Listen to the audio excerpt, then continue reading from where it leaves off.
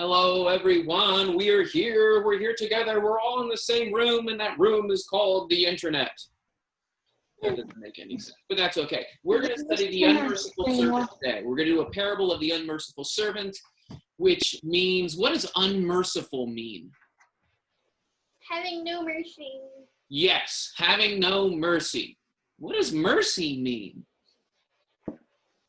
Forgiving people who've done wrong. Loving. Having pity, maybe. Pity and caring.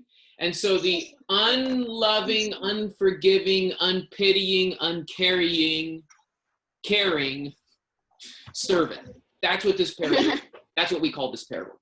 And so it's about a person who's just not going to do a very good job. But we can draw that still. So let us get the screen share going, and we will hop right into it. We are going to read in Matthew chapter 18, starting in verse 21. Starting in verse 21. Now, there's a lot going on earlier in this chapter, and I think that stuff helps us to understand the parable or why the parable, but I'm going to come back to a little bit of that. But if you have the time to read the whole chapter on your own and then read this parable, it really helps. But here we have, towards the end of that longer conversation, here comes Peter. Peter said unto him, that's Jesus, right? Peter says to Jesus, Lord, how often shall my brother sin against me and I forgive him? Until 7 times? And Jesus says unto him, I say not unto you until 7 times, but until 70 times 7. That's a lot of times. Now, let's just play this out. Let's say, I'll zoom out so we can do a little picture of it. Here you are, and here is your annoying little brother, or if it's a girl, sister. So you can see how it's got short hair if it's a brother and long hair if it's a sister. Here you are. And if you are the little brother or sister, just make it work for you. Here you are. Okay, so you're doing your thing, and your little brother or your little sister takes your favorite stuffed animal, and it's a stuffed bear, which is not going to look like a bear. Okay, it's a stuffed animal with squiggly hair. Okay, there it is. That's your favorite stuffed animal. And your brother or your sister, they take a match and they light your stuffed animal on fire. Okay, so they've lit your stuffed animal on fire. Okay, how does that make you feel? Angry and upset. Angry, sad, and upset. Angry, upset, and so mad. Right. Now, here's a big question. Is it wrong to be upset because somebody lit your animal on fire? No. No, it's not wrong. It'd be wrong if you then dropped a big box on their head to squash them and hurt them, right? That would be something wrong. But if you just feel anger, well, that's just a feeling. That's just a feeling that says, I feel wronged. Don't drop a box on their head. But here they go. They burned your toy animal. And then they say, I'm sorry. What does Jesus say you're supposed to do? If he sins against you, if they light your animal on fire and they say sorry, are you supposed to forgive them? Yeah. Yep. All right. What if they lit it on fire again? And then they say, I'm sorry. Are you supposed to forgive them? Yep. Yeah. What if they lit it on fire again? What if they lit it on fire again? What if they lit it on fire again? And as I 1, 2, 3, 4, 5, 6, and 7. Now it's all messed up. What if they light your animal on fire 7 times, and every time they sincerely, we will kind of wonder if they're being sincere, but what if 7 times they light it on fire and 7 times they say, I'm sorry, and they mean it every single time? What are you supposed to do? Forgive them. You're supposed to forgive them. Okay. And Peter is asking, even if they light my animal on fire 7 times, how many times does Jesus say we're supposed to do it? every time. 77 70 times 7 or times something like 7. Now, the point here was, remember how when we were studying the book of Revelation, 7 isn't just a number, it also means something. What does 7 mean? that. Is it kind of like the perfect whole thing? Yeah, Again? a perfect whole thing. There's 7 days in a week. And so when the Bible uses 7, it's kind of like talking like a perfect number. Sometimes we use the word 10. We use the word 10 in English that way. But in Bible times, they use the word 7. So when Jesus says 70 times 7, okay, all right, so 70 times 7, and then I multiply, and I carry the 1, and are we supposed to figure out the exact number? No. And when they finally burn that animal that one last time, I don't have to forgive them anymore? Is that what Jesus is saying? No, he's just generally saying you just need to keep forgiving. Yeah, forever. Okay, so that is probably one of the hardest commands in the entire Bible. Don't you think? That's so hard.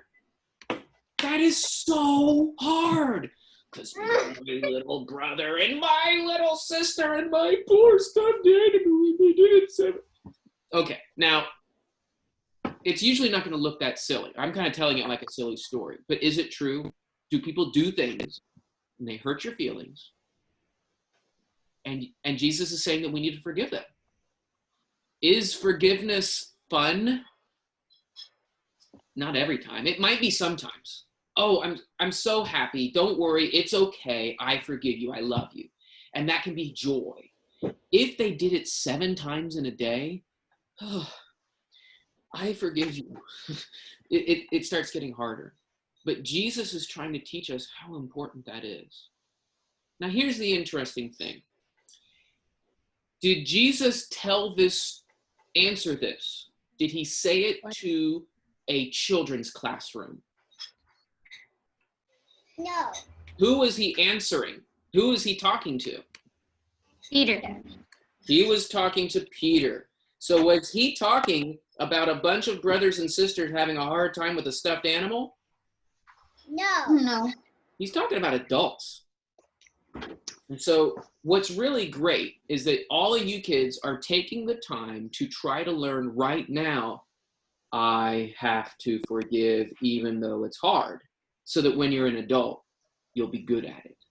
You got to practice your forgiveness muscles every day as a kid so that you will have strong forgiveness muscles as an adult. Does that make sense? Mm-hmm. All right, so let's read the parable. Jesus tells you need to forgive not just 70 times 7, but really he says forever. And so now he's going to teach a parable to teach that idea. Therefore, the kingdom of heaven, you notice how almost every parable is about the kingdom of heaven? The kingdom of heaven is likened to a certain king, which would make a reckoning with his servants. He would just see who owes what and how things are going with his servants. And so he's checking in with his servants. And when he had begun to reckon, one was brought to him, which owed him 10,000 talents. Okay? Now, That's a lot of talents. I said that's a lot of talents, or at least it seems like it. Yeah, that's a lot of talents. And if you look up on the internet, of course, everyone's going to have, you look up in a commentary, you look up on the internet, everyone's going to have their own kind of version. Because we can't make a perfect money change for today. I'm just saying a talent is a lot of money. Yes. So it's not just $10,000. A talent is more than $1. So 10,000 talents is somewhere around $4 billion. Mr. Dan. It's like Jesus saying the man owed $1 billion. He's going with the biggest number. All right, what was the question? Yes? Isn't a talent 10 denarii? I think it's a lot more than 10. Or 100? I think it's more than 100 even. I can't remember for sure. I can't remember for sure how it works out. But a talent is more connected to how much money you make in a year. So anyways, this is somewhere around billion. I don't know how much. Even if you say million, the idea works. All right, so this servant owes somewhere in the $1 billion range, okay? It's just unbelievable. But for as much as he had not wherewith to pay, that's old-fashioned language, which means he didn't have the money. His Lord commanded him to be sold, and his wife, and children, and all that he had, and payment to be made. Okay. The guy, here's this king. Let me see if I can draw it out here. Here is, can you see that? Let me move it up. There we go. Here's this king. Oh, I didn't give him a beard. I should give him a beard. I like drawing beards on kings. Here's a king. And he is saying to his servant, where's my money? And the servant, what does the servant say?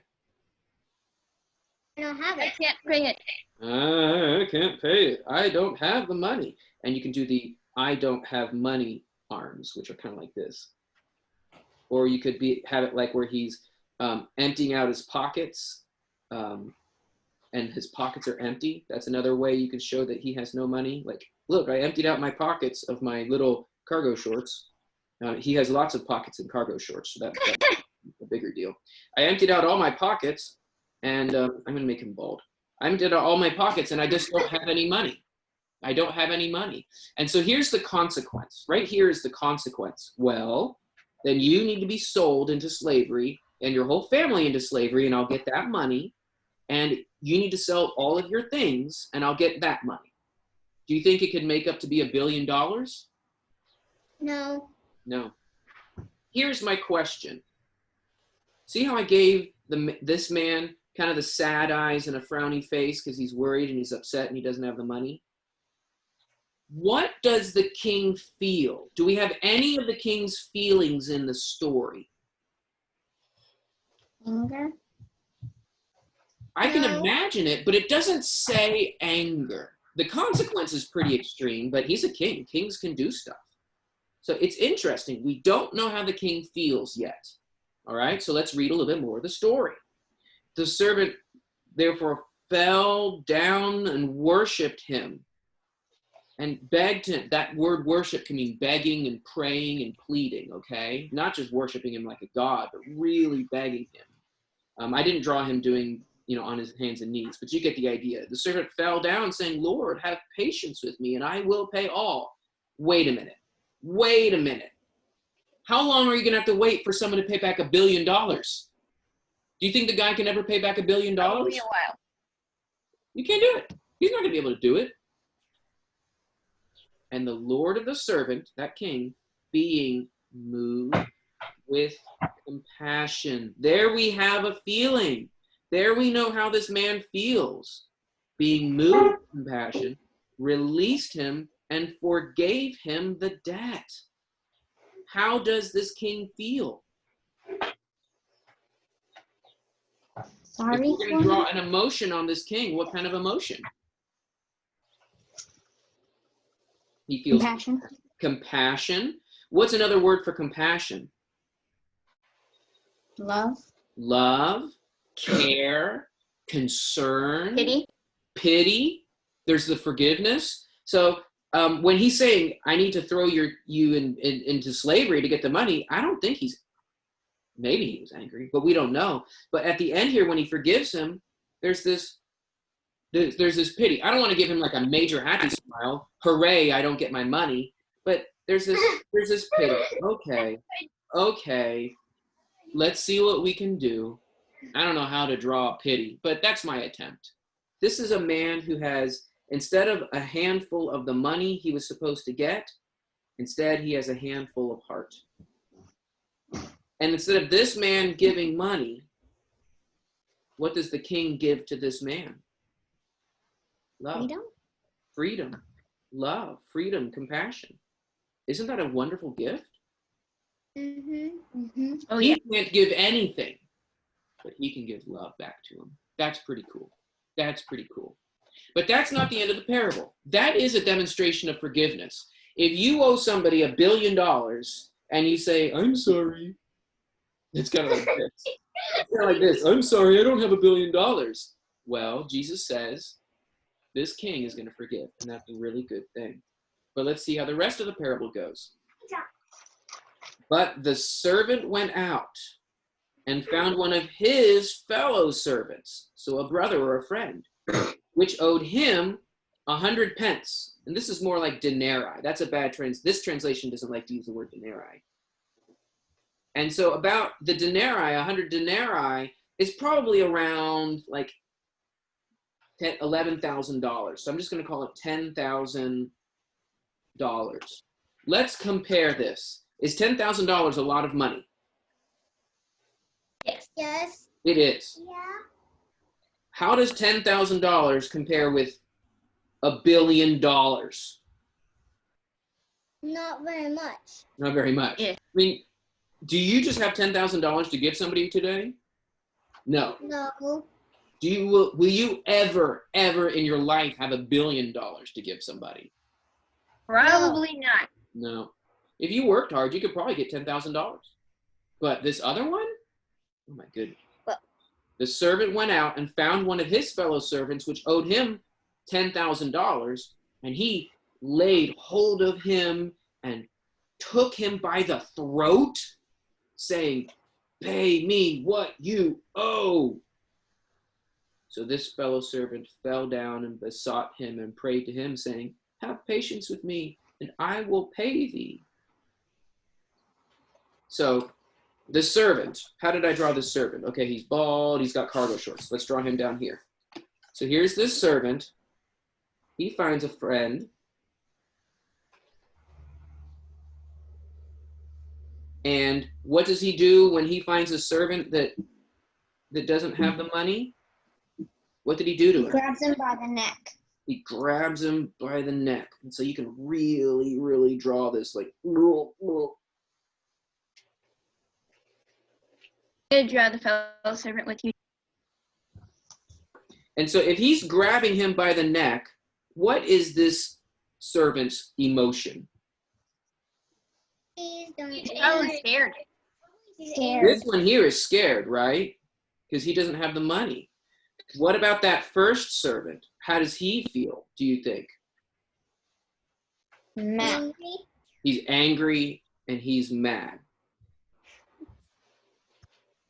And it's like he's getting ready to punch him is the image I'm going to draw.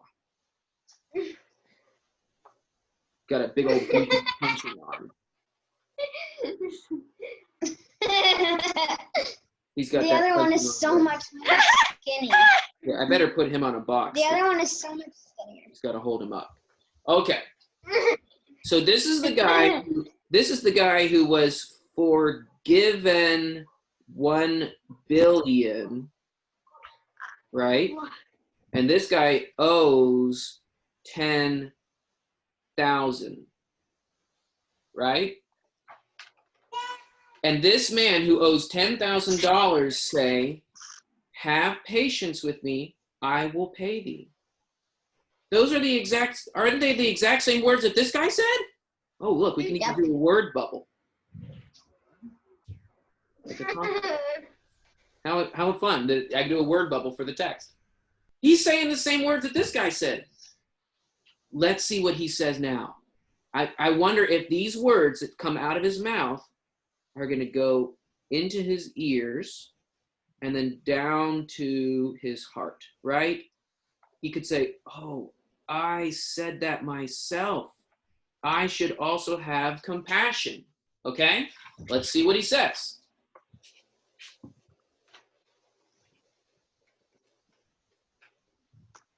Oh, hold on, let me zoom out. Okay. And he would not. Did he let those words get into his heart? No. Mm-mm.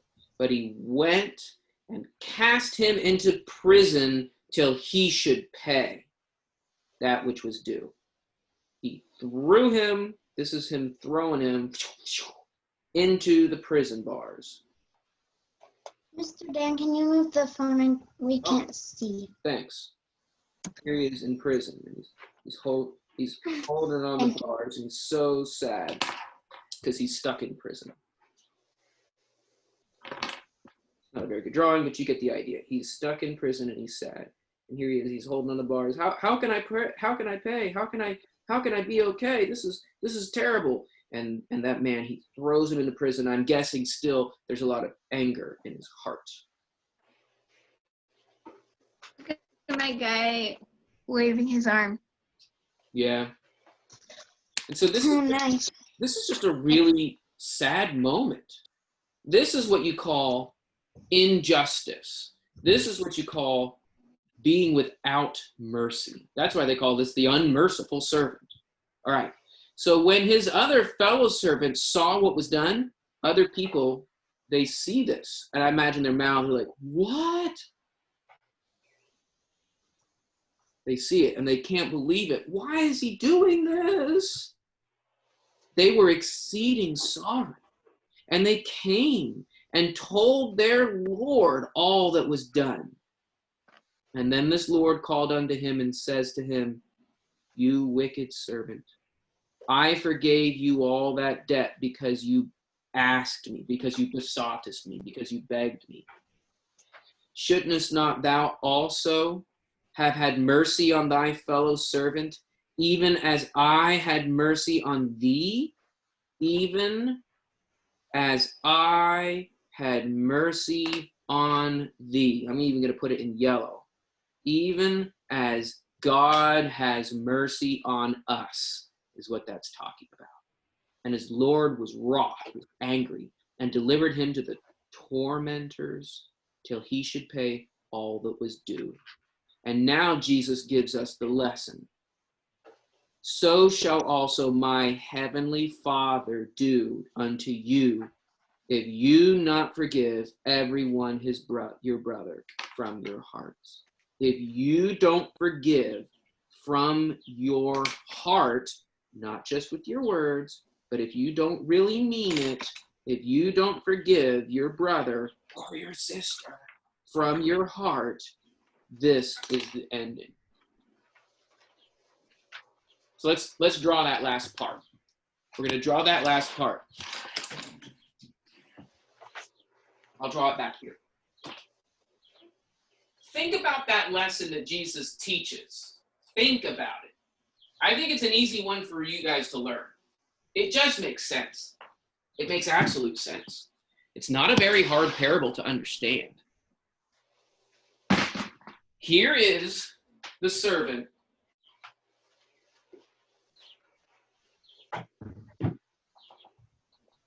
And he owed so much money. And the king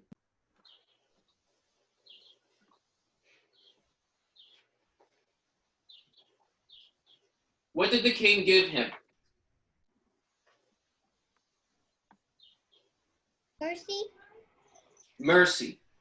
And I'm drawing the word mercy with a heart. Right?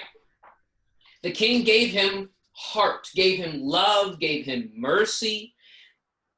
As you guys are taking notes during Bible sermons and the adults are doing their things and sometimes the lessons are complicated, remember that you can draw symbols to mean some of the big Bible ideas. And just drawing a heart and a hand giving a heart means a lot. It's a good way to take notes. This king is giving mercy and love and forgiveness and pity and care, all sorts of things about heart and love. That's a really good thing. What did he give him? Nothing. He didn't, yeah. And that's not necessarily bad yet, right? He had no money to give. So here he is. He has nothing to give, but he is getting. Now, here is the other servant.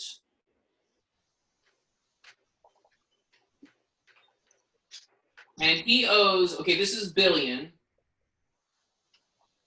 And this is 10,000. You can't even read that, but that's okay. What does this man give to that servant?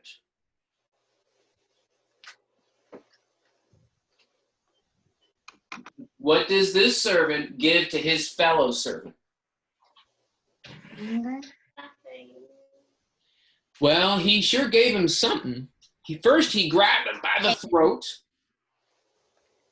and he threw him into prison. So what did he get? What kind of word do you think? Anger. Anger. And like you said, injustice. What was that? Say it again. Like you said, injustice. Injustice, anger. It's almost like he gave him selfishness. I don't know a good symbol for that, except maybe we could try this.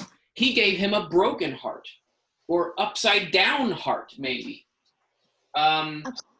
Hey, I'm going to draw a little like explosion bang, because broken heart doesn't really work. But he gave him this. You know, he gave him a little bang. He gave him fire. He gave him anger. He gave him injustice. He gave him hurt. He gave him ugliness. That's a lot of bad stuff. Yeah. He gave him a whole lot of bad stuff. And you know what? If you start paying attention to the news, you realize that there's a lot of stories of people giving out that kind of bad stuff.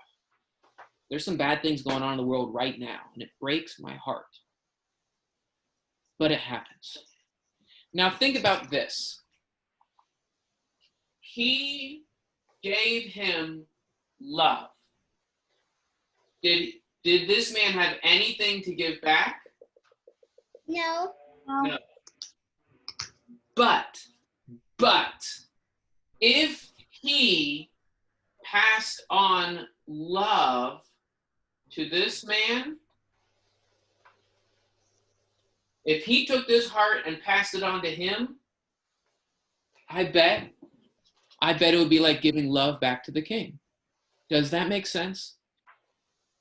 Yeah. Thank you for giving me this mercy. Thank you for giving me this heart. Thank you for giving me this love. I can't pay you back, but I can take that love and keep giving it to others as a way of me giving back to you. That's a big lesson. Because when we read what the king got angry about, you wicked servant, I forgave you all that debt because you asked me. I loved you because you asked me. Shouldn't you also have had mercy on your fellow servant as I had mercy on you? I gave you my heart. Shouldn't you have given your heart also? That's the lesson. That's the lesson. Dear God, how many times do I have to forgive my little brother and forgive my little sister when they light my animals on fire and they burn them and they do it 7 times in a day and it really was upsetting and now I'm stressed out? Well, Jesus had brothers too, so I'm sure, brothers and sisters, so I'm sure he knows what an annoying brother and sister is. We do know for sure that sometimes even some of the things Peter said got on his nerves, right? Jesus was a man and he understands that relationships can be complicated. But the lesson Jesus gives us is God gives his heart to you. We have to keep giving our heart to others. We have to keep forgiving others. We have to keep sharing with others. We have to keep showing preference to one another. That's one of the New Testament ideas. We have to keep showing honor to one another and to not do things with grumbling and disputing, but to do things with love. Is that easy? Mr. Dan. It's not easy. Yeah? Did the king do anything to the servant who did something bad to his fellow servant? To this one? Well, yeah, remember? Yeah. He threw him into torment. Okay. What do you think that means if he throws him into torment? Like torture. And you guys have read Revelation with me.